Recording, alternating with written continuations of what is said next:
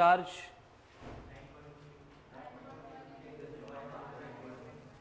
Minus 31 kg. Then what is the charge in 1 coulomb? 6.25 into 10 to the power कितने 18. Very good, plus 18. So write down next question.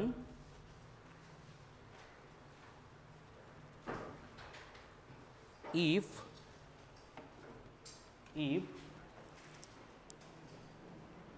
0.25% electron, if 0.25% electrons are removed from a substance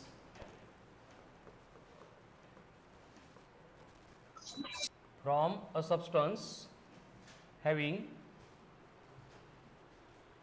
8 into 10 to the power 25 atoms. 0.25% electrons from each atom removed from a substance having 8 into 10 to the power 25 atoms. Then calculate the charge on the substance. मतलब देखो क्या बोला है, एक substance है जिसके पास total कितने atom थे 8 इंटू 10 टू द पावर 25 और उसमें से बोला है कि ईच 0.25% में से एक एक इलेक्ट्रॉन क्या किया है, रिमूव किया है. सबसे पहले देखो 10% का मतलब क्या होता है 10/100. Very good. मतलब किसी नंबर को परसेंटेज में कन्वर्ट करना है तो 100 से मल्टीप्लाई करना पड़ता है एंड परसेंटेज में दिया है तो नॉर्मली उसको नॉर्मल नंबर में कन्वर्ट करने के लिए 100 से डिवाइड करना पड़ता है. अभी यहाँ पे जो इलेक्ट्रॉन के नंबर हम रिमूव कर रहे हैं वो कितने हैं 0.25%, मतलब कि 0.25 upon 100. Total number of atoms कितने थे 8 इंटू 10 टू द पावर 25. तो इतने नंबर ऑफ इलेक्ट्रॉन्स हम उस सब्सटेंस से क्या करने वाले, निकालने वाले. करो सिंप्लीफाई.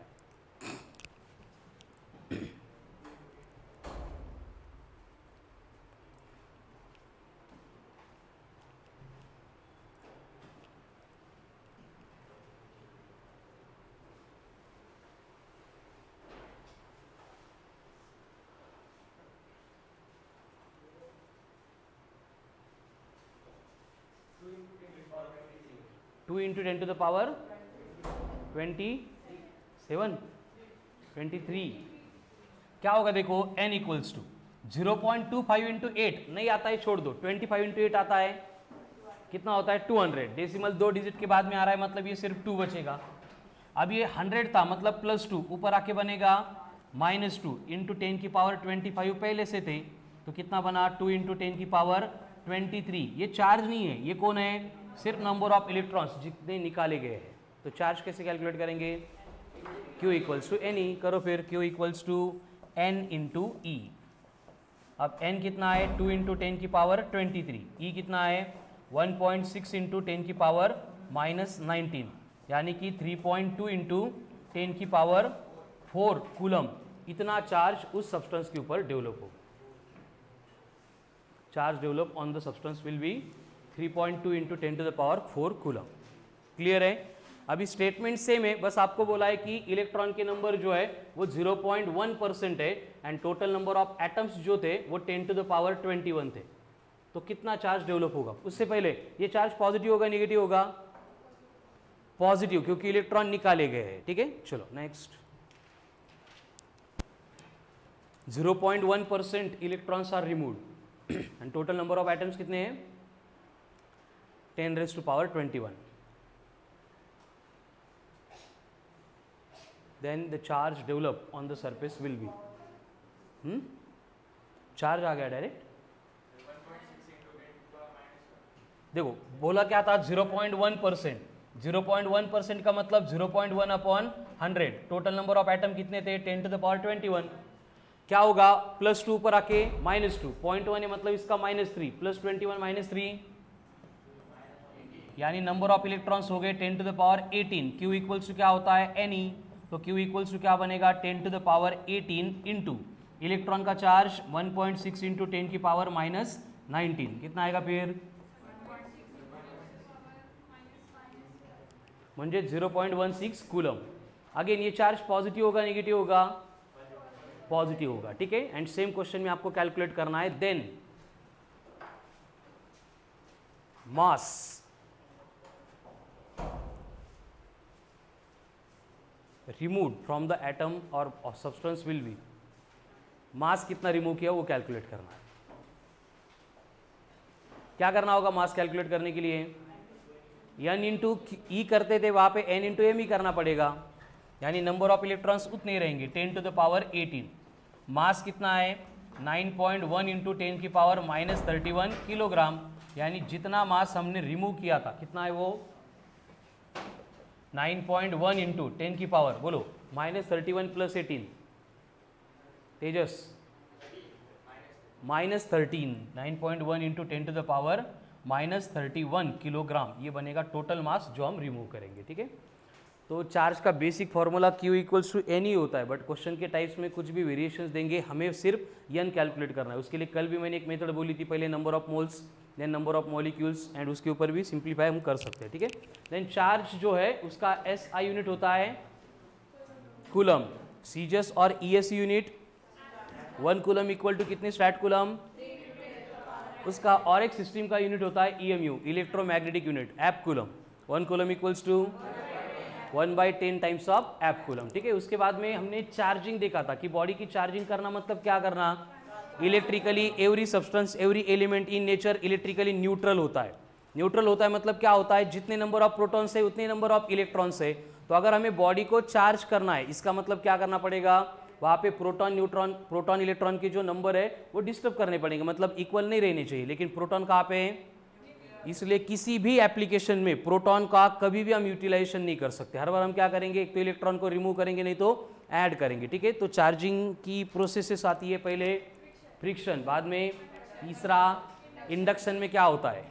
नेट फोर्स नहीं, नेट चार्ज जीरो होता है, ठीक है। उसके बाद में photo electric emission, then thermo ionic emission, and last one field emission. इस प्रोसेस में हम क्या करते हैं? बॉडी से इलेक्ट्रॉन को रिमूव करते हैं, and the body which loses electron becomes, the body which gains electron becomes positive charge, body का मास लेस होगा as that of negatively charge body, ठीक है। उसके बाद में हमने टाइप्स ऑफ मटेरियल्स देखे थे, कंडक्टर्स, इंसुलेटर्स एंड सेमीकंडक्टर। किसके ऊपर डिपेंड करता है ये? Free electrons. अगर लार्ज नंबर में प्रेजेंट है तो क्यों प्रेजेंट रहेंगे लार्ज नंबर में? Because valence band conduction band के बिटवीन का स्पेस नेग्लिजिबल होगा, इसलिए इलेक्ट्रॉन थोड़ी भी एनर्जी गेन करेंगे तो जंप करके फ्री हो जाएंगे। बट इंसुलेटर्स में यही गैप क्या होता है? बहुत ज़्यादा होता है कि इलेक्ट्रॉन को किसी भी फॉर्म में एनर्जी देंगे तो भी वो एक्साइट होकर कंडक्शन बैंड तक नहीं आता है, ठीक है। सेमीकंडक्टर में फ्री इलेक्ट्रॉन होते तो है, लेकिन उनके नंबर कंडक्शन पर्पस के लिए मतलब यूज़ नहीं कर सकते, इतने लेस होते हैं, ठीक है। इसलिए आइडियली जो सेमीकंडक्टर होता है वो बिहेव करता है एज ए इंसुलेटर, लेकिन अगर हम उसके ऊपर कुछ प्रोसेस करेंगे तो उसको हम कंडक्टर बना सकते हैं, ठीक है। उसके लिए हम डोपिंग करते हैं। डोपिंग मतलब इम्प्योरिटी की एडिशन की प्रोसेस। डोपेंट्स होते हैं दो टाइप के, कौन से? Solid state. कौन से डोपेंट्स होते हैं? P type and N type. P type में क्या होगा? Trivalent impurity, and N type में क्या होगा? पेंटावैलेंट इम्प्योरिटी, ठीक है। तो उसके बाद में टाइप्स ऑफ मटेरियल हो गए। देन चार्ज की प्रॉपर्टीज, पहला एडिटिव, दूसरा कंजर्व होगा, तीसरा क्वांटाइजेशन होगा, ठीक है। उसके बाद में हिस्ट्री देखी थी, उसमें पहले थैलिस क्या ऑब्जर्व किया था? एम्बर फॉर एट्रैक्टिव प्रॉपर्टीज, ठीक है। उसके बाद में गिलबर्ट, उसके बाद फ्रैंकलिन, ठीक है। क्या ऑब्जर्वेशन था गिलबर्ट का? There are two type charge, like charge repel, unlike charge attract करेंगे। उसके बाद में आता है कूलम्स लॉ, ठीक है। क्या होता है कूलम्स लॉ में? इस कॉल्ड एज कूलम्स लॉ, है ना। मतलब फोर्स कैलकुलेट करना है तो हम क्या करेंगे? F equals to 1/4 pi epsilon into Q1 Q2 upon R square. ये इक्वेशन यूज करेंगे। यहां से जो फोर्स होता है वो इनवर्सली प्रोपोर्शनल है to the dielectric constant of the medium, then जो फोर्स है वो inversely proportional to the square of the distance between them. अब यहाँ पे हमने फिर से परमिटिविटी को भी डिफाइन किया था। क्या होता है permittivity? Ability of the medium to store energy in its electric field, denoted by epsilon given by epsilon naught into k. Epsilon naught is the permeability of free space. कितनी होती है? 8.85 into 10⁻⁻12 coulomb square per and k का मतलब dielectric constant of the medium equal to 1 होगा for air और vacuum, infinity for, इनको छोड़ के कोई और मटेरियल देंगे तो उसके लिए आपको के दिया जाएगा. जैसे कल मैंने वाटर का क्वेश्चन दिया था तो 80 लिया था, ठीक है ना. पण तो लक्षात नका ठेवू की वॉटर म्हणजे 80, वो 81 भी दे सकते हैं. कळाल ना, वॉटर मध्ये सॉल्ट ऐड केलं उसका के चेंज हो जाएगा. इसलिए आपको जो भी सब्सटेंस दिया है उसमें के प्रिंट करके देंगे. अब यहाँ पे क्या होता है कंफ्यूजन, वो मेटल या कंडक्टर बोलने की जगह बोलते हैं कि कॉपर प्लेट इंसर्ट की. उसके बाद ब्रास का एक बॉक्स हमने प्लेस किया. तर हे तुम्हाला कळायला पाहिजे. कॉपर मतलब कोण आहे, कंडक्टर है, ठीक है. ब्रास मतलब कोण आहे, ॲल्युमिनियम मतलब कोण आहे, ये सारे कौन है, कंडक्टर है, ठीक है ना. हे माहित असतील, वेरी गुड. हे माहित असेल मग काही प्रॉब्लम नहीं, ठीक है. तो वहां पे हम के क्या करेंगे, डायरेक्टली इन्फिनिटी लेंगे. के इन्फिनिटी आ गया मतलब फोर्स विल बिकम, मतलब क्या होता है देखो, सब रिलेशन अब कैसे मैच करते हैं. एक प्लस क्यू चार्ज है, दूसरा माइनस क्यू चार्ज है, सेपरेटेड बाय डिस्टेंस आर था, और ये एक दूसरे को पहले अट्रैक्ट करते थे विद फोर्स एफ. लेकिन अगर हम इनके बिटवीन एक मेटल प्लेट यहाँ पे इंसर्ट करेंगे तो हमने स्टार्ट में जो रिलेशन पढ़ा था वो हमें एक्सप्लेन करता है कि यहाँ पे जो के आता है डिनोमिनेटर में, उसकी वैल्यू ये मेटल के लिए इंफिनिटी है एंड 1 अपॉन इंफिनिटी 0 है. इसलिए अब अगर मेटल इनके बिटवीन आ गया तो ये दो चार्ज एक दूसरे के साथ इंटरेक्ट नहीं करने वाले, ठीक है. लेकिन जब हम इलेक्ट्रिक लाइंस ऑफ फोर्स पढ़ रहे थे, एक प्रॉपर्टी जो आपने कट करके फिर से लिखी थी, स्टार मार्क किया था, क्या था, lines of force can pass through insulator but do not pass through, मतलब फॉर्मूला बेस्ड आंसर ये था कि फोर्स नहीं होगा. लेकिन क्यों नहीं होगा, इसका रीजन हमें लाइंस ऑफ फोर्स देती है कि अगर यहाँ पे प्लस क्यू है तो ये प्लस क्यू की lines of force minus Q के साथ इंटरेक्ट करने वाली थी. लेकिन बीच में कौन आ गया, कंडक्टर, और कंडक्टर के ऊपर आने के बाद लाइंस ऑफ फोर्स को एंड होना पड़ता है. मतलब ये प्लस क्यू की लाइंस ऑफ फोर्स कट करके उधर जा ही नहीं सकती, इसलिए वो अट्रैक्ट नहीं करेगी. ये एक्चुअल कंसेप्चुअल रीजन है उसका, ठीक है. जैसे आपने अगर मैग्नेट के साथ एक्सपेरिमेंट किया होगा, दो मैग्नेट लेंगे, उनके बिटवीन अगर हम नोटबुक रखेंगे, ऊपर एक मैग्नेट, नीचे का एक मैग्नेट, नीचे का मैग्नेट मूव करेंगे तो ऊपर का मैग्नेट मूव होता है. लेकिन अगर हमने आयन की प्लेट ली, ऊपर एक मैग्नेट नीचे एक मैग्नेट लिया, नीचे का मैग्नेट दिन भर मूव करेंगे, ऊपरच्या वरच्या मैग्नेटला कळणार पण नाही, ठीक है. ऐसा क्यों, क्योंकि वहां पे मैग्नेटिक लाइंस ऑफ फोर्स है, जो नोटबुक मतलब नॉन मैग्नेटिक मटेरियल उसमें से पास हो रही है. लेकिन आयन की प्लेट मतलब तो मैग्नेटिक मटेरियल हो गया, उसको कट करके नहीं आ सकती है, इसलिए दोनों मैग्नेट वहां पे इंटरेक्ट नहीं करेंगे. क्लियर. तो यहाँ पे कूलम्ब्स लॉ रिलेटेड हमने बहुत सारे क्वेश्चन सॉल्व किए थे. जैसे कि आपको बोला है कि एक इक्विलैटरल ट्रायंगल है, तीनों वर्टेक्स के ऊपर इस तरह के चार्जेस प्लेस किए हैं, एंड मुझे यहाँ पे -2 माइक्रो कूलम के ऊपर का फोर्स चाहिए इफ इसकी साइड लेंथ 2 मीटर है इक्विलैटरल ट्रायंगल की. करो सॉल्व. देखो कंडीशन क्या थी, अगर तीनों चार्जेस इक्वल है तो हमारे रूल एप्लीकेबल है. कौन से अगर तीनों पॉजिटिव है तो √3f, दो पॉजिटिव है एक निगेटिव है, निगेटिव के ऊपर का फोर्स चाहिए तो √3f. लेकिन दो पॉजिटिव है एक निगेटिव है, पॉजिटिव के ऊपर का फोर्स चाहिए तो डायरेक्ट R = F. लेकिन वो कब, इफ तीनों का मैग्नीट्यूड सेम है तो. अगर मैग्नीट्यूड सेम नहीं है तो हमें 1 बाय 1 क्या करना पड़ेगा. सपोज ये ट्रायंगल ABC है एंड ये ए के ऊपर का जो चार्ज है उसके ऊपर हम फोर्स कैलकुलेट कर रहे हैं. तो हमें 1 बाय 1 पहले ये +4 का -2 के ऊपर का जो फोर्स है F1 इसको कैलकुलेट करना पड़ेगा. उसके बाद में ये +4 का -2 के ऊपर जो फोर्स है F2 कैलकुलेट करेगा. बट यहाँ पे कंडीशन ऐसे क्रिएट हो गई कि 4 to 8 सेपरेशन सेम है, मतलब अगेन F1 कैलकुलेट करेंगे. कितना आएगा F1 बोलो. F1 मतलब 2 माइक्रोकूलम 4 माइक्रोकूलम, इनके बिटवीन का फोर्स सेपरेशन 2 मीटर है.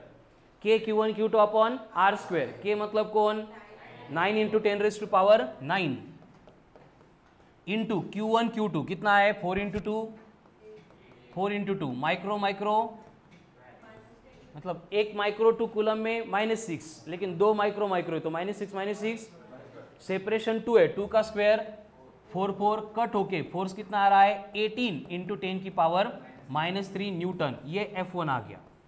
अब इस क्वेश्चन की सिचुएशन ऐसे कि F2 भी सेम आ रहा है 18 × 10⁻³ न्यूटन. बट हो सकता है आपको चार्जेस के वैल्यू अगर चेंज करके देंगे, एक 18 आ रहा है दूसरा 36 भी हो सकता है.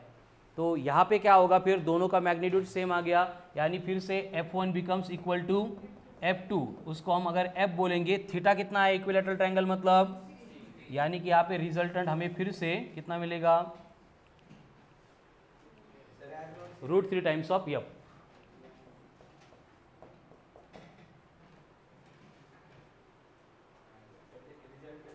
होतेच √F1² + F2² + 2 upon F2 cos of theta. But cos 60 is 1/2, 2 cut होके क्या बचेगा रूट में, F square plus F square plus F square, मतलब root 3 times of F. Root 3 मतलब कितना, या फिर डायरेक्ट ऐसे भी लिख सकते हो 18√3 इंटू 10 की पावर -3 न्यूटन।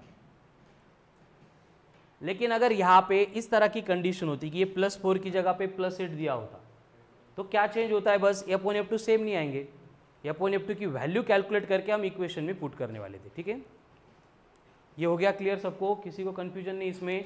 चलो सेम क्वेश्चन है, बस इसको 8 कर दो अब।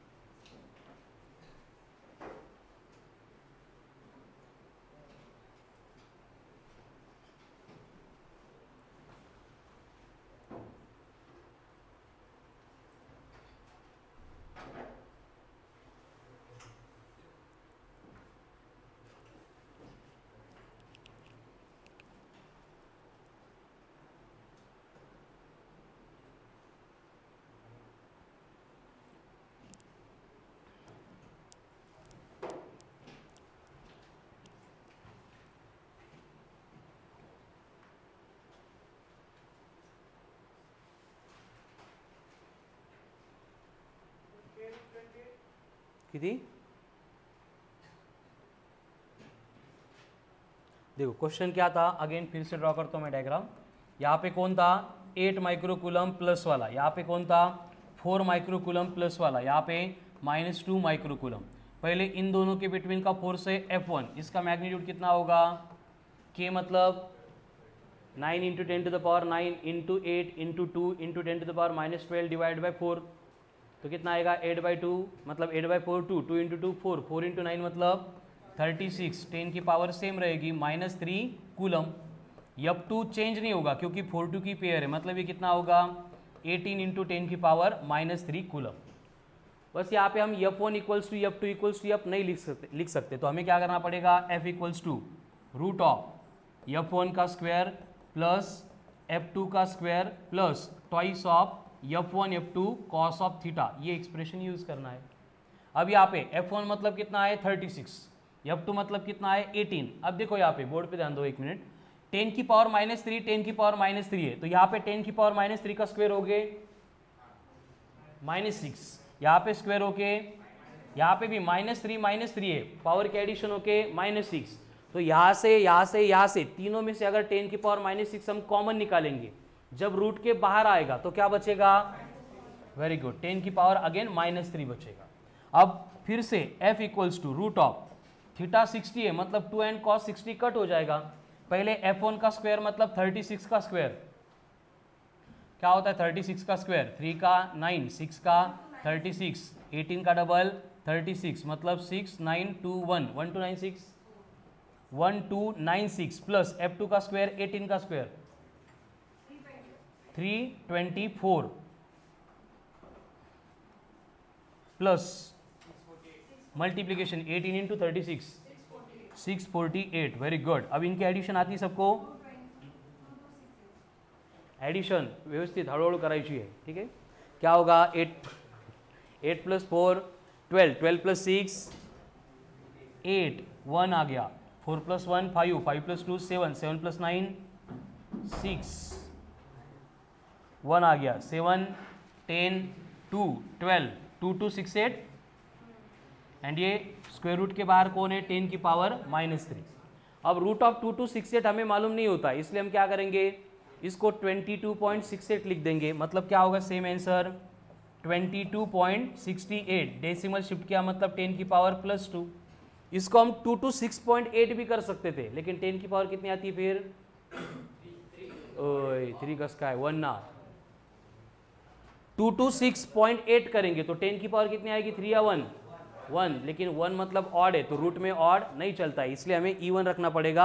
अब रूट में 22 आ गए, 16 होता 25 आता है, उसके इन बिटवीन क्या बनेगा 4.5 4.6, 10 की पावर 1 बाहर आके 10, पहले कितना था 10 की पावर -3, मतलब final answer will be 4.6 into 10 की पावर -2 न्यूटन। ये बनेगा resultant force.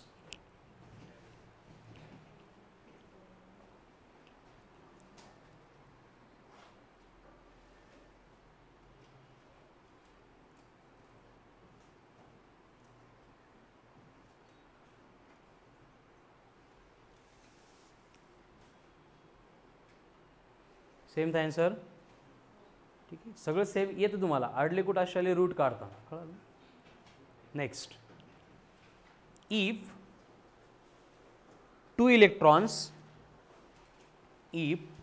two electrons when separated by distance r, if two electrons when separated by distance r experiences a force F,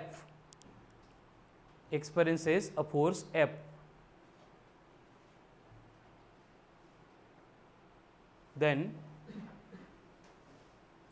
calculate the force if electrons are replaced by alpha particles.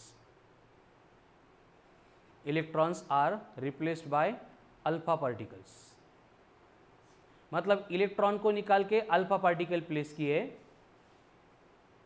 And separation is doubled. Electron को निकाल के alpha particle लेके आ गए and separation को double कर दिया, तो new force कितना होगा?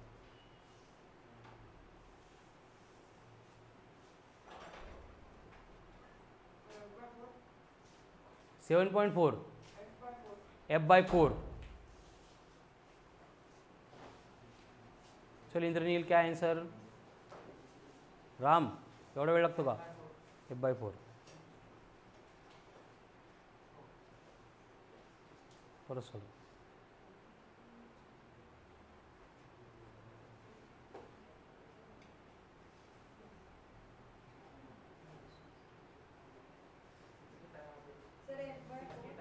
Sixteen 16 times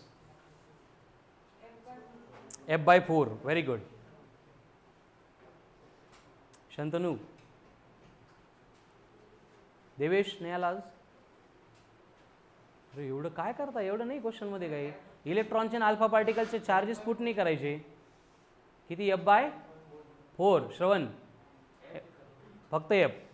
correct answer. देखो कंडीशन क्या है कि K को छोड़ दो या फिर K को लिखो, F equals to K. Electron बोल रहे हैं तब Q1 Q2 अपॉन R², ये रिलेशन है. बाद में सेम एक्सप्रेशन में K चेंज नहीं होगा, अल्फा पार्टिकल आ गया तो इलेक्ट्रॉन के ऊपर जितना चार्ज है अल्फा पार्टिकल का चार्ज डबल होता है. मतलब यहां पे क्या लिखना पड़ेगा? Twice of Q1 into Q2 भी डबल हो गया, मतलब क्या बनेगा? Twice of Q2. सेपरेशन क्या किया? डबल या हाफ? डबल. मतलब R का बना 2R, 2R का स्क्वायर 4 इंटू R², तो 2 2 4 कट, यानी कि पहले फोर्स जितना था बाद में उतना ही फोर्स आ रहा है, तो it will remain same.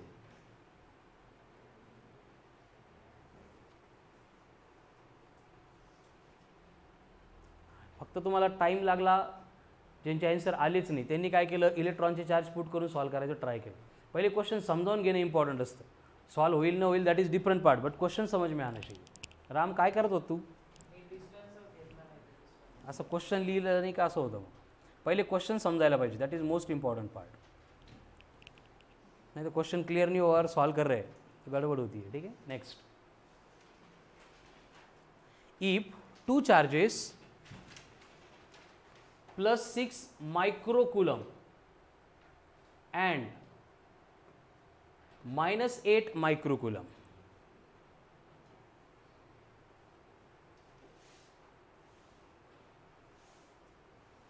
+6 microcoulomb and -8 microcoulomb separated by distance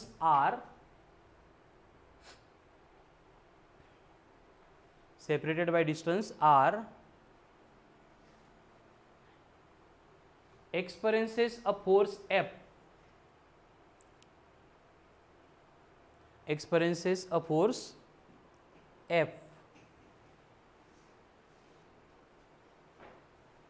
if a charge of +2 microcoulomb, if a charge of +2 microcoulomb is added to each charge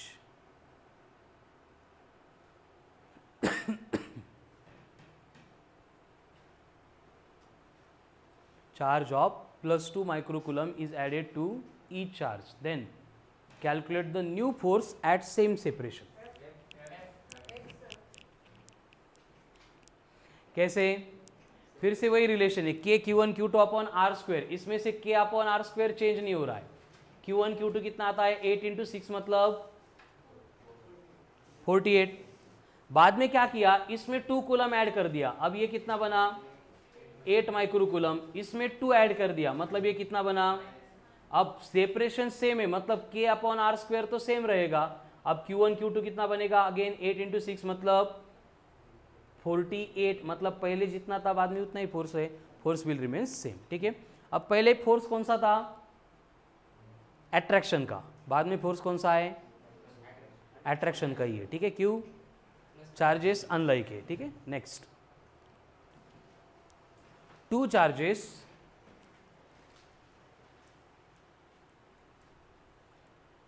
+6 microcoulomb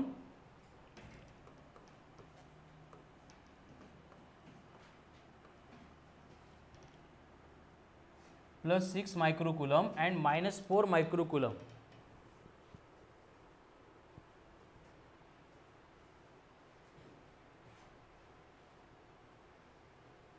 separated by a distance of r experiences a force F. Experiences a force F. Now 2 charges, मतलब जिनके ऊपर charge deposit किया था वो bodies indirectly touched each other and again separated. Touched each other and again separated to twice of r.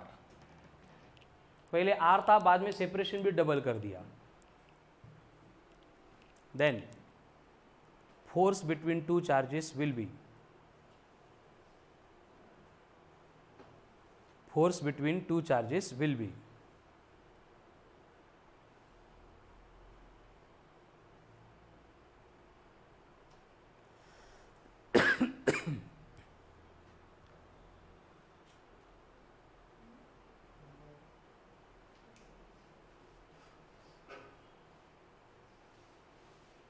पहली बात देखो, अगर दो बॉडी के ऊपर चार्जेस है, उनको टच करके सेपरेट करते तो क्या होता है?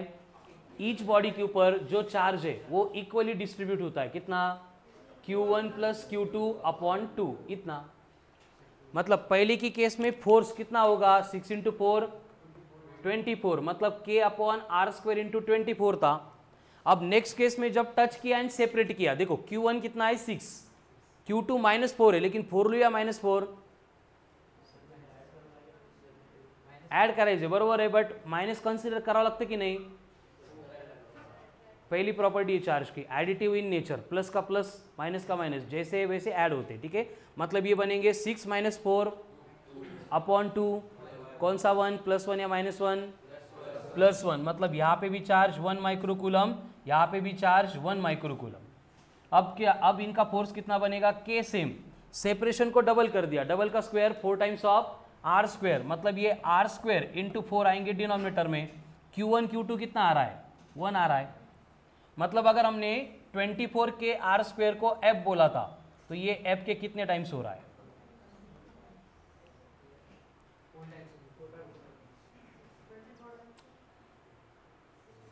6 टाइम्स. कितना हो रहा है?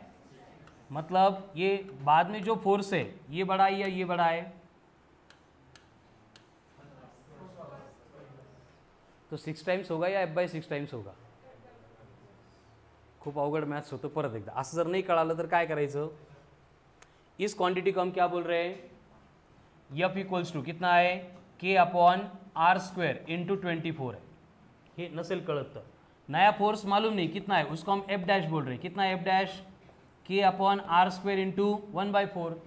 इन दोनों को डिवाइड करने का, तो डिवाइड करने के बाद क्या होगा, एफ अपॉन एफ डैश, के अपॉन आर स्क्वेयर, के अपॉन आर स्क्वेयर कैंसल, तो क्या बचेगा 24 अपॉन 1/4. हमें कौन चाहिए एफ डैश, तो एफ डैश कितना बनेगा, एफ डैश इधर जाएगा तो ये 1/4 इंटू 1/24 टाइम्स अभी अप बराबर, तो एफ डैश कितना होगा 96. 24 इंटू 4 96 है, तो एफ डैश बनेगा एफ अपॉन 96. ये 6 नहीं 96. शुभम कळालं. चलो नेक्स्ट, टू चार्जेस.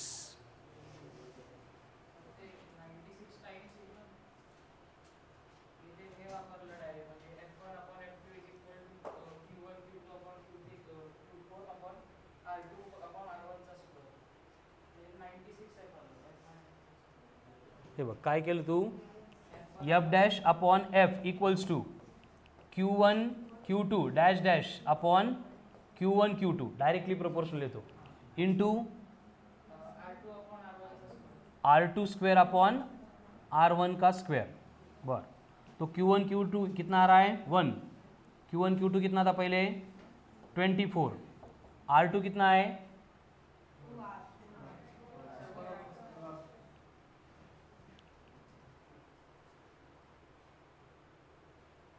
फिर से करने का देवेश करायचं. Write down next question.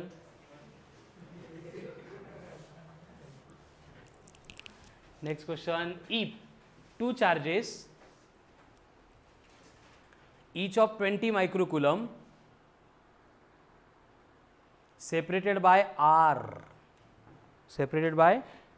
R,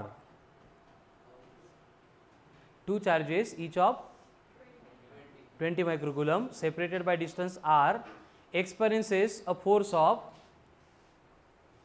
900 Newton.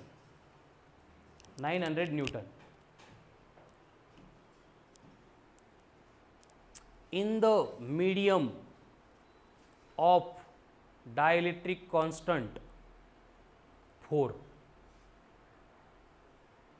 then calculate separation between two charges. Calculate separation between two charges.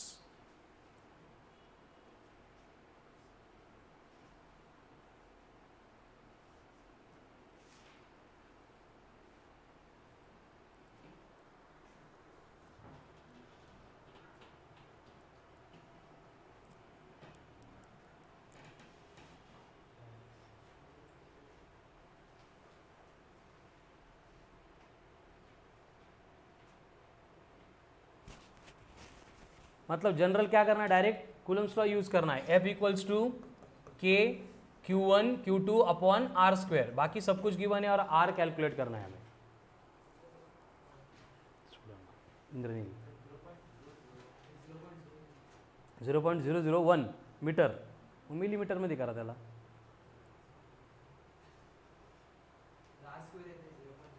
मग अजून रूट काढावं लागेल तिचा. चलो जिनको आता है करो, बाकी लोग बोर्ड पे. यब कितना दिया है, यब 900 है का, हाँ यब दिया है 900 पुट कर दिया. के कितना होता है 9 इंटू 10 की power 9. Q1 Q2 each 20 microcoulomb है, मतलब क्या लिखना पड़ेगा 20 इंटू 20 400 मतलब 4 इंटू 100 मतलब 4 इंटू 10 की पावर प्लस 2. माइक्रो -12. सेपरेशन कितना था, दिला नहीं, काढ़ा है. डायलेक्ट्रिक कांस्टेंट दिया था शायद, कितना है 4 इंटू बनेगा आर स्क्वेयर, तो 4 4 कट 9 9 कट.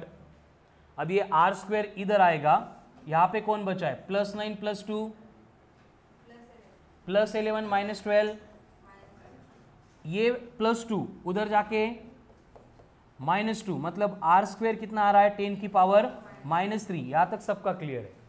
बट इथून पुढे खूप अवघड आहे. आता डायरेक्ट रूट काढायचं आहे. रूट 0. त्याला मिलीमीटरमध्ये सांगणार, एवढे झिरो सांगायचे नाही. ऑप्शनमध्ये क्या होता है उसको कन्वर्ट करके देखो.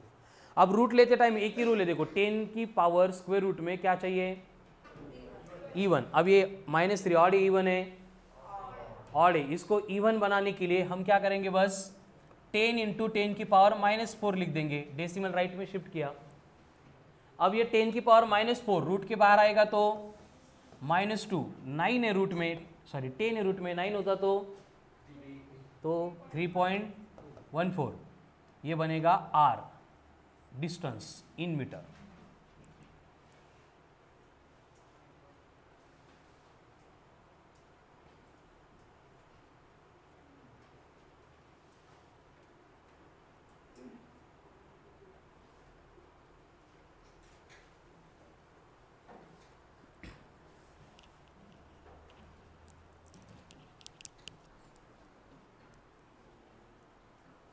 तो इस तरह से कूलम्स लॉ रिलेटेड पहले भी बहुत सारे क्वेश्चंस हमने सॉल्व किए थे, आज भी हमने सॉल्व किए. ठीक से प्रैक्टिस करो मंडे के टेस्ट के लिए. उसके बाद में नेक्स्ट पॉइंट हमने देखा था, दैट इज इलेक्ट्रिक फील्ड. क्या होता है इलेक्ट्रिक फील्ड, मतलब space around the charge in which any other charge will experience force of attraction और रिपल्सन. इलेक्ट्रिक फील्ड के टाइप्स होते हैं, कितने होते हैं, 3 टाइप्स. कौन से, uniform electric field, non uniform electric field, radial electric field. Uniform का मतलब magnitude and direction same at every point. Non uniform का मतलब magnitude and direction different at different points. Radial में एक तो टुवर्ड्स द चार्ज, नहीं तो away from the charge, मतलब पॉजिटिव चार्ज है तो अवे, नेगेटिव चार्ज है तो. उसके बाद में इस इलेक्ट्रिक फील्ड की स्ट्रेंथ, फोर्स एक्सर्ट करने की, रिप्रेजेंट करने के लिए एक वेक्टर क्वांटिटी आती है, that is electric field intensity. कैसे डिफाइन किया था, force per unit charge denoted by E given by E equals to F by Q. E equals to F by Q मतलब F equals to Q into E. E equals to F by Q मतलब F equals to Q into. उसके बाद में alternate formula था 1/4π into Q upon R square या फिर V upon D. देखो potential की कंसेप्ट डायरेक्ट हमने अभी तक इंट्रोड्यूस नहीं की है, लेकिन इंटेंसिटी में हमने उसको यूज किया था, V upon D, where V का मतलब पोटेंशियल, डी का मतलब डिस्टेंस. एंड इसको मैंने स्टार मार्क भी किया था क्योंकि इंपॉर्टेंट फॉर्मूला है. इससे ऐसा यूनिट आता है, एक न्यूटन पर कूलम, दूसरा वोल्ट पर मीटर. तो calculate intensity of electric field, calculate intensity of electric field at a distance of 30 centimetre, at a distance of 30 centimetre from a charge of 10 microcoulomb.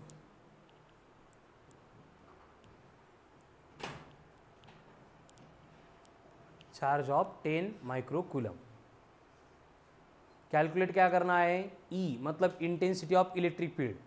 अगर फोर्स दिया होता तो हम F बाई क्यू करते, लेकिन Q and distance दिया है तो क्या करना पड़ेगा, KQ upon R square. Ram 10 to the power 6 plus 6 minus 6 plus 6. क्या होगा इंटेंसिटी का formula, KQ upon R square. अब K कितना होता है, 9 इंटू 10 की पावर 9. Q कितना दिया है, 10 माइक्रोकूलम, मतलब 10 की पावर -5. R का स्क्वेयर कर रहे हैं, R कितना है 30 कौन सेंटीमीटर. 30 सेंटीमीटर को मीटर में कन्वर्ट करेंगे तो ये 3 इंटू 10 की पावर -1 हो जाएगा. 3 का स्क्वेयर 9, -1 का स्क्वेयर -2 पर जाके +2, तो 9 कट होके कितना होगा, 11 - 5 मतलब 10 की पावर 6 न्यूटन पर कूलम. अभी सेम क्वेश्चन है और आपको कैलकुलेट करना है, then what will be the potential at same point. Same point है, वहां पे इंटेंसिटी दी है, पोटेंशियल कितना होगा.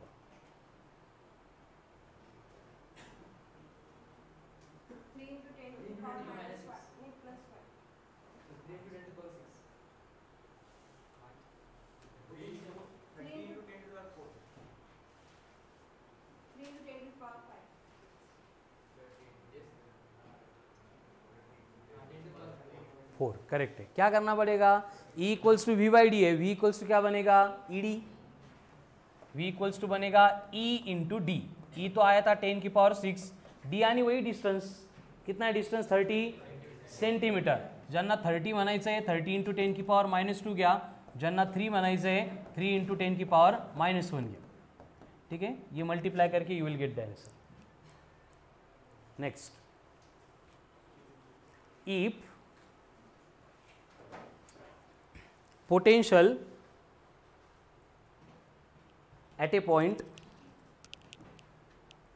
from the charge q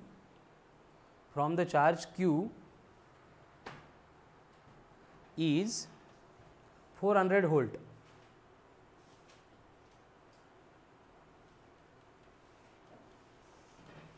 at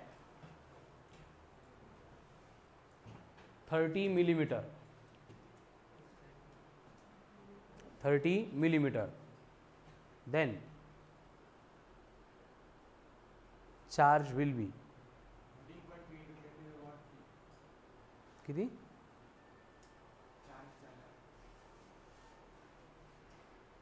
तू काय काढलं? Very good. ती नंतर विचारणार होत पण तू अगोदरच कॅल्क्युलेट केली. पण असं नाही करायचं देवेश. क्वेश्चन मध्ये जे विचारलं तेच, आपल्याला जे येतं ते नाही.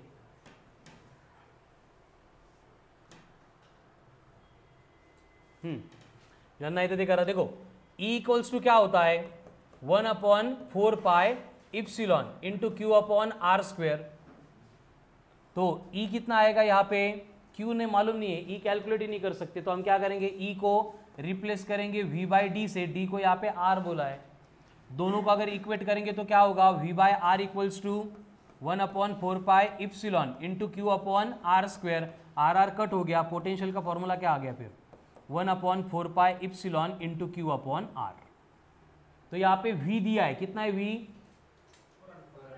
400. 1/4 इप्सिलॉन 9 इंटू 10⁻⁹. Q अननोन है, डिस्टेंस कितना है 30 मिलीमीटर है. 30 मिलीमीटर का मतलब मिलीमीटर यानी 10⁻⁻3, तो इसको हम लिखेंगे 3 × 10⁻⁻2 मीटर. तो ये बन गया 3 × 10⁻⁻2. तो 9/3 मतलब नंतर ये -2 ये +2 कट हो जाएंगे, तो Q इक्वल्स टू क्या बचेगा, इधर के 4 ये 3 × 10⁻⁻9 कूलम. 4/3 मतलब 1.33, -9 मतलब -9 मतलब -3 नैनोमीटर. कितना होगा, नैनोमीटर. मतलब चार्ज बनेगा 1.33 नैनोमीटर, नहीं नैनो कूलम चार्ज है ना, नैनो कूलम. हे काय केलं नाही कळालं का, स्टेप बाय स्टेप करू. चलो फिर से. V कितना था 400. 400 को क्या लिखते हैं हम 4 × 10⁻+2.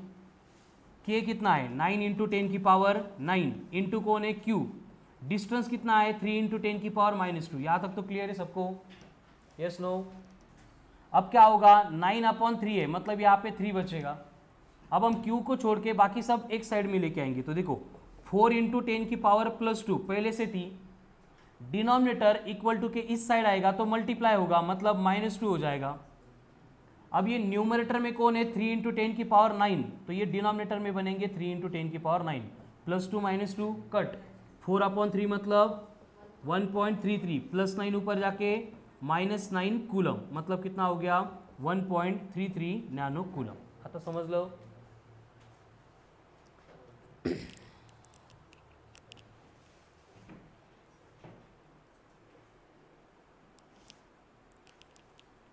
नेक्स्ट,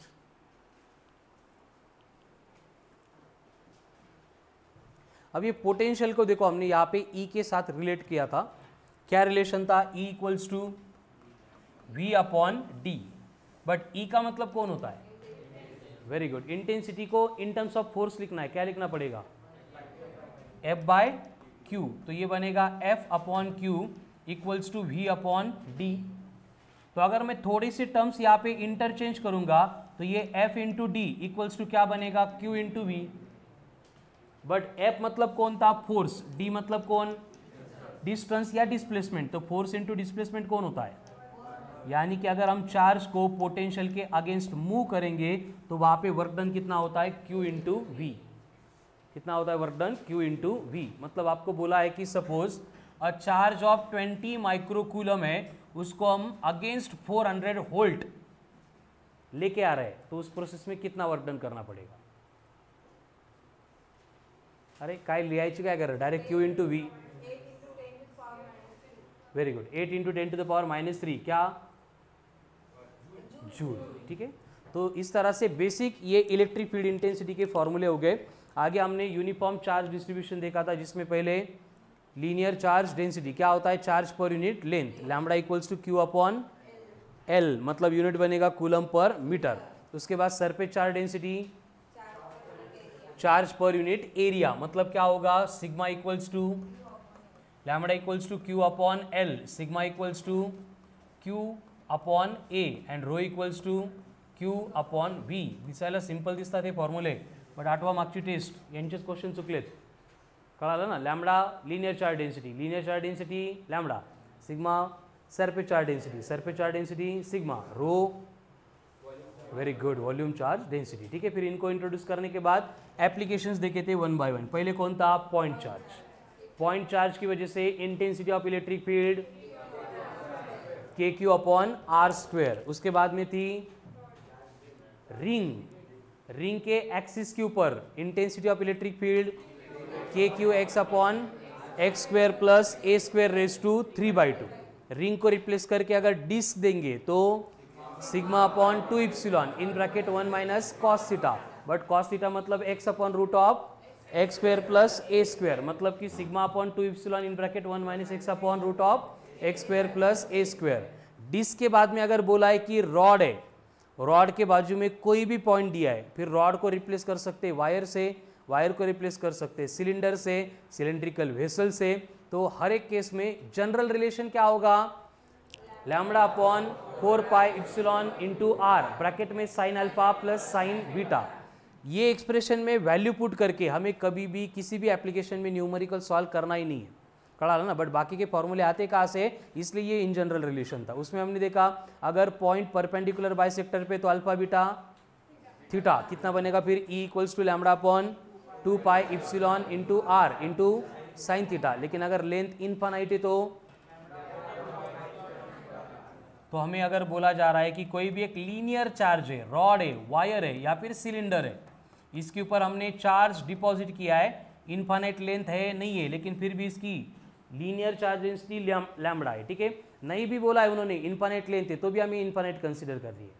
एंड इसके नियर बाय कोई भी एक पॉइंट P दिया है, तो इन जनरल हम कौन सा फॉर्मूला यूज करेंगे, lambda upon 2 pi epsilon into R होता है, बट हम उसको 2/2 से मल्टीप्लाई करके 1 upon 4 pi epsilon into 2 lambda upon R इस फॉर्म में कन्वर्ट करते हैं। बट 1 अपॉन 4 पाई इप्सिलॉन मतलब कौन हो गया, तो ये 2k लैम्बडा अपॉन आर, ये बनता है expression for intensity at a point due to linear charge distribution. And हेच रिलेशन आपल्याला यूज करायचे एव्हरीवेयर। फिर उसको हमने बाद में इन टर्म्स ऑफ सिग्मा भी कन्वर्ट किया था। क्या आता है सिग्मा के फॉर्म में, sigma capital R upon epsilon into small r। अगर पॉइंट सरफेस के ऊपर होगा तो सिग्मा अपॉन इप्सिलॉन। ठीक है, तो चलो कैलकुलेट करो। If intensity of electric field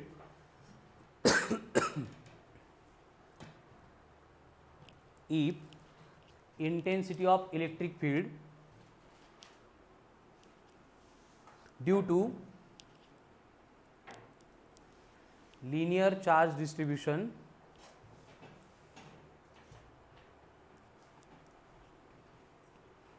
on a wire of infinite length is 600 Newton per coulomb, 600 Newton per coulomb at a distance of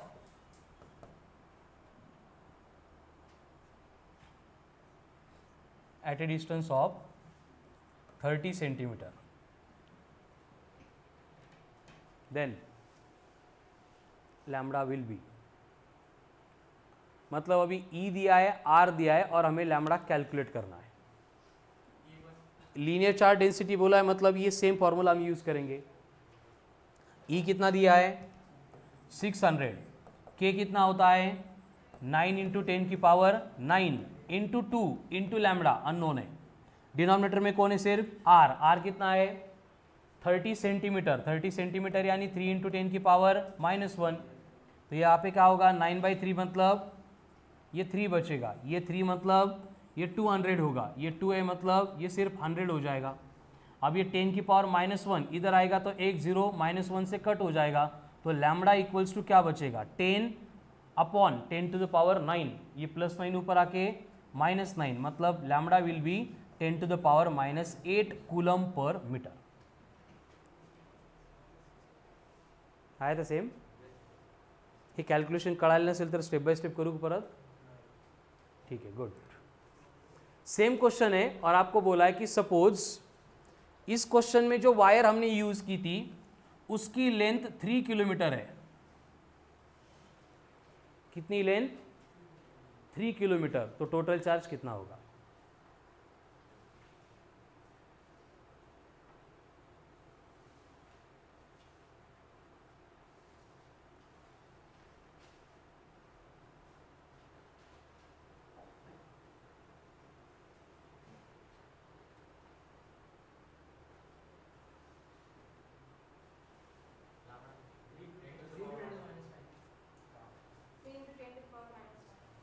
three into 10 to the power -5 मतलब 30 microcoulomb. क्या करना पड़ेगा, lambda equals to Q by L होता है, Q equals to lambda into L, lambda कितना आ रहा था अभी 10 की पावर -8, एल कितना है 3 किलोमीटर है, किलोमीटर मतलब 3, तो कितना बनेगा 3 इंटू 10 की पावर -5 कूलम, या फिर हम इसको 30 इंटू 10 की पावर -6 कूलम लिख के -6 को माइक्रो से रिप्लेस करके 30 माइक्रो कूलम ऐसे भी लिख सकते, ठीक है। तो ये था वायर, उससे रिलेटेड बाकी के पॉइंट्स हो गए। Near one of its end point दिया जाएगा तो फॉर्मूला क्या था लैम्बडा अपॉन 4πε इंटू आर। अगर सर्कुलर आर के उसके सेंटर में इंटेंसिटी चाहिए, क्या है relation 2k lambda upon R sine theta by 2। अगर कॉइल पूरी सर्कुलर है तो 0, सेमी सर्कुलर है तो, एंड अगर 1/4 सर्कुलर आर के तो √2 times of k lambda upon R. And अगर बोला है कि point along the length along the axis of the rod है तो k lambda L upon a in bracket a plus L.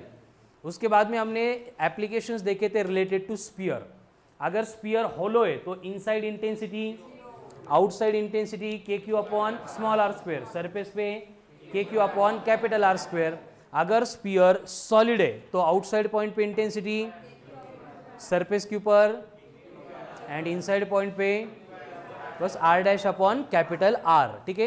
And अगर data in terms of sigma दिया है तो ई बनेगा sigma capital R square upon epsilon into small R square, and surface के ऊपर दिया तो दोनों भी केस में मतलब होलो स्पीयर है या फिर सॉलिड स्पीयर है तो सरफेस के ऊपर इंटेंसिटी बनेगी in terms of sigma E equal to sigma upon epsilon, ठीक है। एंड उसके बाद में नेक्स्ट एप्लीकेशन देखा था, अगर कोई भी मतलब रैंडम शेप की बॉडी दी जाती है तो उस केस में इंटेंसिटी होती है सिग्मा अपॉन इप्सिलॉन। अगर इन्फाइनाइटली चार्ज प्लेन शीट है तो सिग्मा अपॉन 2 इप्सिलॉन, ठीक है।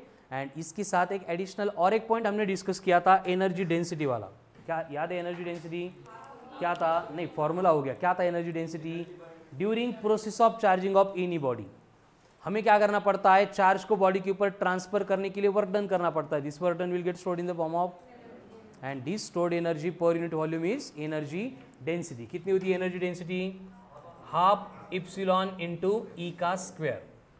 तो करो calculate, E intensity of electric field in the space is 400 newton पर कूलम।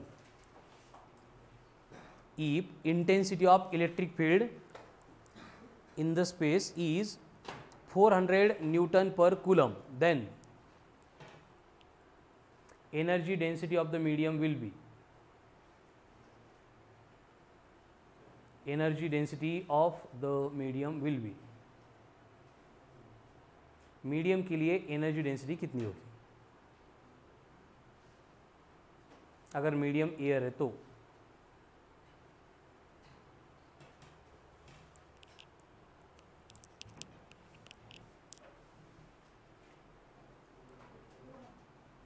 $200।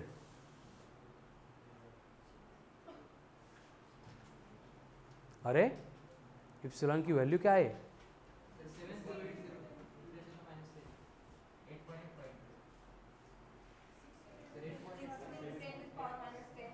16।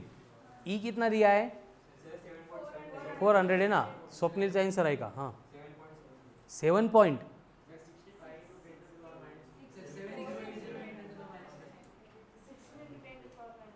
16 72 सगळ्यांचे आंसर डिफरेंट कसं काय?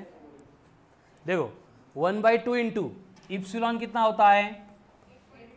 8.85 इंटू 10 की पावर -12। ई कितना है? 400।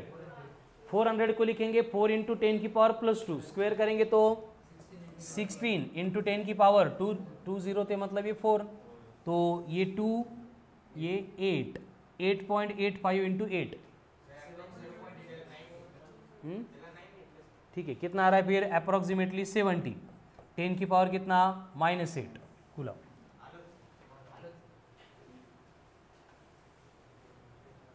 नेक्स्ट सेम क्वेश्चन है, कूलम नहीं है, सॉरी, यूनिट क्या होगा बोलो?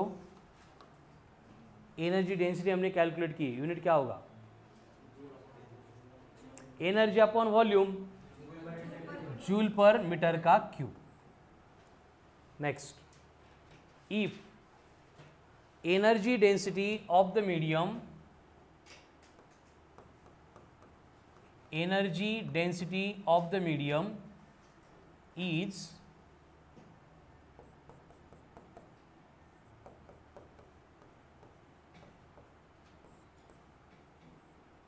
4 into 10 to the power -3 joule per meter cube. Energy density of the medium is 4 into 10 raised to power -3 joule per meter cube, where intensity of electric field is 2 into 10 to the power 6, where intensity of electric field is 2 into 10 raised to power 6 Newton per coulomb. Then the dielectric constant of the medium will be, अब क्या करना है? Dielectric constant calculate करना है, -15। देखो dielectric constant calculate करने के लिए same formula, energy density equals to half epsilon को लिखेंगे epsilon not into K, into कौन है? E square. अब यहाँ पे कौन अननोन है? के, तो के को एक साइड में लेंगे, क्या बनेगा? 2u upon epsilon not into E का स्क्वायर। अब u कितना है? 4 इंटू 10 टू द पावर -3, उसको डबल करेंगे तो 8 इंटू 10 की पावर -3। इप्सिलॉन नॉट कितना है? 8.85 इंटू 10 की पावर -12। ई कितना है?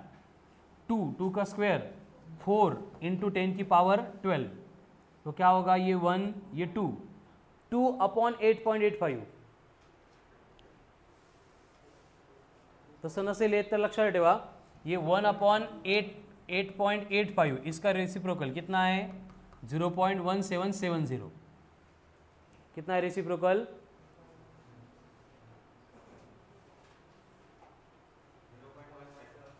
वेरी गुड, ठीक है। उसको क्या करेंगे? बस डायरेक्ट 2 से मल्टीप्लाई करेंगे, कितना आएगा फिर?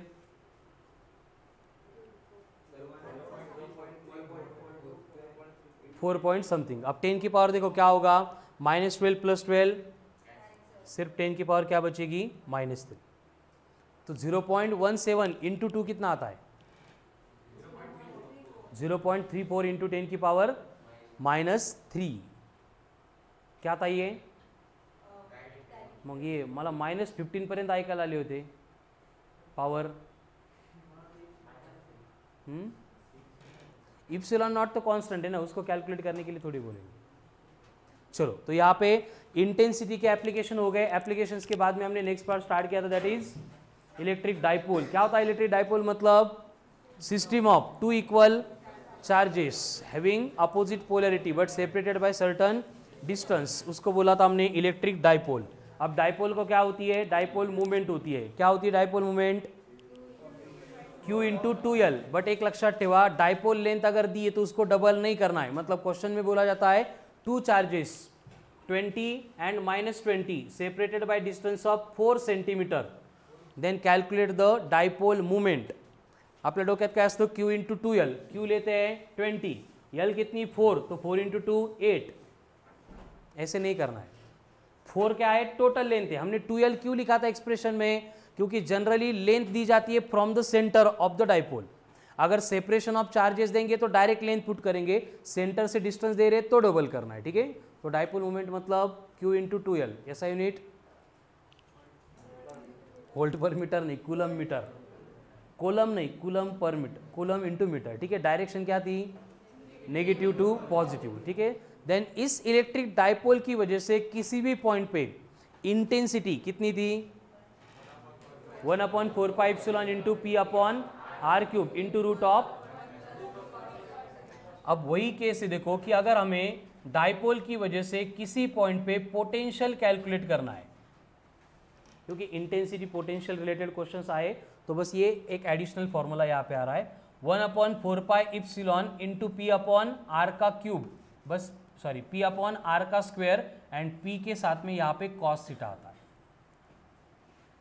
जैसे इंटेंसिटी एट ए पॉइंट कितनी थी, 1/4πε into P upon R cube into root of 1 + 3 cos square theta. यहाँ पे रूट वगैरह कुछ नहीं, डायरेक्ट कितना है 1/4πε into P cos theta upon R square. ठीक है, लिहून घ्या फॉर्मूला. यहाँ पे पी का मतलब एंड थीटा मतलब angle made by line joining the centre of dipole to the point with axis. अब यहाँ पे पॉइंट अगर हमें एक्सिस के ऊपर दिया जाता है तो थीटा कितना बनता है, 0. यानी कि पोटेंशियल अलोंग एक्सिस कितना बनेगा, 1/4πε इंटू कॉस 0 इज, तो ट्वाइस वगैरह कहीं नहीं, फक्त पी अपॉन आर स्क्वायर. लेकिन पॉइंट अगर परपेंडिकुलर बाइसेक्टर, जिसको हम इक्वेटर बोल रहे हैं, इक्वेटर के ऊपर है तो theta will be 90, cos 90 will be, तो इक्वेटर पे पोटेंशियल 0 होता है किसके, डायपोल के. एक्सिस के ऊपर कितना है, 1/4πε पी अपॉन आर स्क्वायर. फिर डायपोल से रिलेटेड आगे नेक्स्ट पॉइंट हमने देखा था कि अगर डायपोल को हम एक्सटर्नल इलेक्ट्रिक फील्ड में प्लेस करेंगे तो उसके ऊपर क्या एक्ट होता है. अगर इलेक्ट्रिक फील्ड यूनिफॉर्म है तो net force and torque P into E into sine of theta, where P का मतलब again dipole moment, E is the intensity of electric field, theta is the angle made by axis of dipole with the direction of electric field. तो आपको बोला है कि suppose एक dipole है having dipole moment 20 × 10⁻⁻⁴ coulomb into metre, उसको place किया है in the electric field 10⁻⁶ Newton पर कूलम. अगर वो थीटा इक्वल्स टू 30 डिग्री बना रहा है with the direction of field, then torque experienced by the dipole will be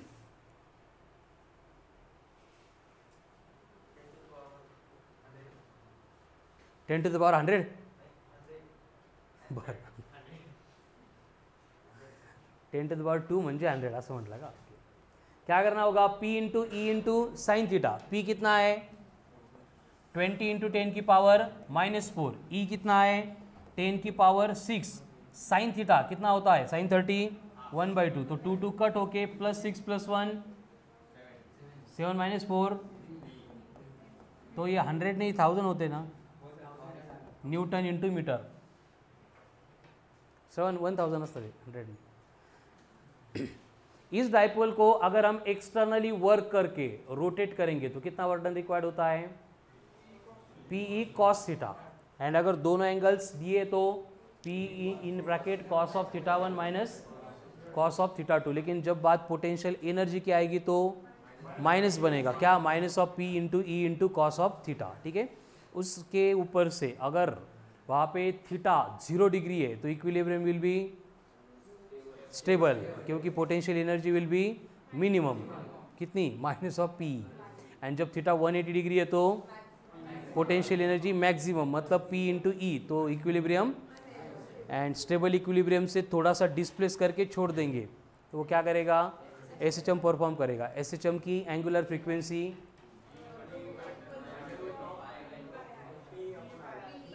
very good. And periodic time बोलेंगे तो 2π√I/P.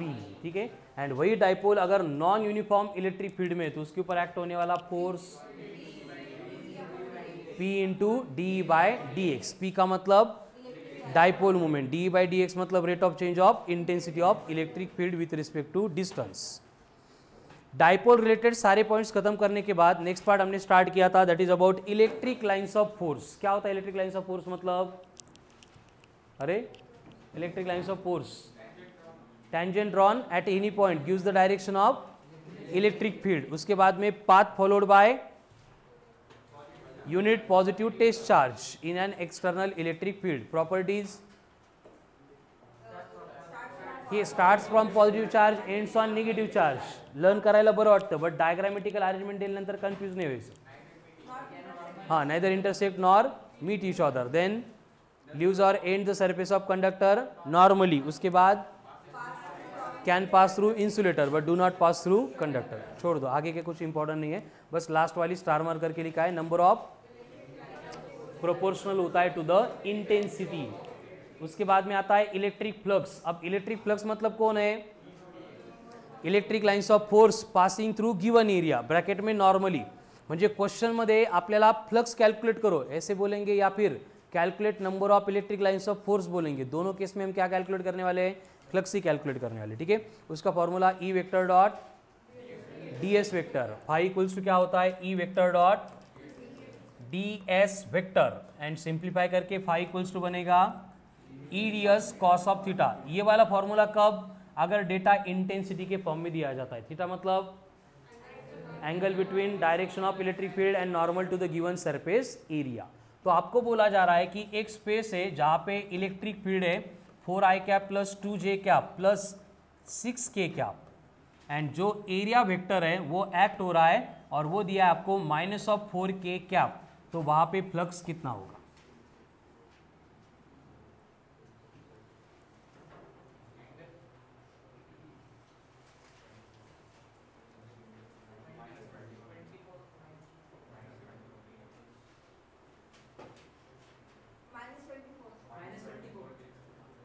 कितना आएगा? सिर्फ -24। क्यों?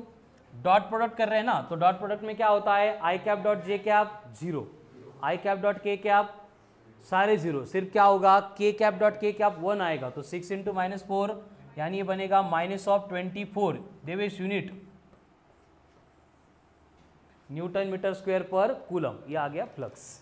मतलब अगर वेक्टर के फॉर्म में डेटा देंगे तो वेक्टर के जो रूल थे वही अप्लाई करने, ठीक है। E vector dot D S vector, कड़ा लगा? थीटा एंगल, देवेश एंगल की गरज नहीं था, ठीक है। Next, if intensity of electric field in the space is 10⁶ newton पर coulomb, where surface area given है 0.5 मिलीमीटर का square, and angle made by electric field with the surface is 30 degree. Angle made by electric field with the surface is 30 degree. Then calculate flux.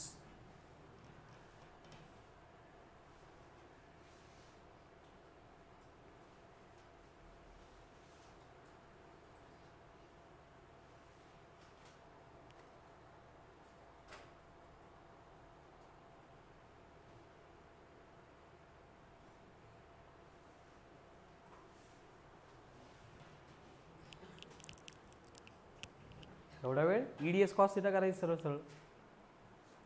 काय झालं श्रवण? हां 3.5. अरे angle made by electric field with the surface म्हटलंय.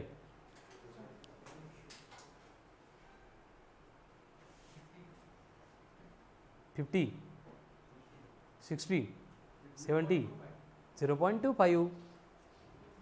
देखो angle किसके साथ लेना है? थीटा इज द, म्हणजे सगळं शिकायला गोडून जायचंच कार्यक्रम आहे तुमचा. मी हे शिकवताना पण सांगितलं होतं, क्वेश्चन में दिया जाएगा एंगल विद द सरफेस, हमें कौन सा एंगल लेना है? With the normal. कैसे कैलकुलेट करेंगे? 90 - 30 करके. थीटा कितना है? 60. तो फॉर्मूला होगा ई कितना है? +6. ds कितना है? 0.5 मिलीमीटर स्क्वायर है, तो मिलीमीटर मतलब -3, उसका स्क्वायर -6 cos 60 1/2 +6 - 6 कट यानी 0.25 न्यूटन मीटर स्क्वायर पर कूलम. ठीक है. एंड उसके बाद में हमने देखा था same flux according to Gauss law कितना होता है? φ = Q/r. इप्सिलॉन, इसमें अगर चार्ज को प्लेस करेंगे सेंटर ऑफ क्यूब पे, total flux Q by epsilon, each face बोलेंगे Q upon 6 epsilon, each corner बोलेंगे 8, एज बोलेंगे 12। लेकिन अगर चार्ज को कॉर्नर पे प्लेस किया है, total flux through the cube बोला क्यू बाई 8। अगर चार्ज को एज पे प्लेस किया, total flux through the cube बोला क्यू बाई 4। अगर चार्ज को फेस पे प्लेस किया, फ्लक्स कितना होगा क्यू बाई 2। एंड अगर चार्ज कॉर्नर पे एंड बोला जा रहा है कि फेस, उसमें से फ्लक्स कितना पास होगा, तो जो फेस में चार्ज प्रेजेंट था वहां पे 0, एंड चार्ज को छोड़ के जो रिमेनिंग 3 फेसेस बचेगी उसमें से ईच में से क्यू बाय 24 इप्सिलॉन। ठीक है, so this is all about. उसके बाद कल की टेस्ट के लिए जो पूरा पार्ट रिवाइज करके दिया है, घर पे जाके अच्छे से रिवाइज करो, सारे क्वेश्चंस फिर से सॉल्व करो। Monday test will be there based on complete electrostatics from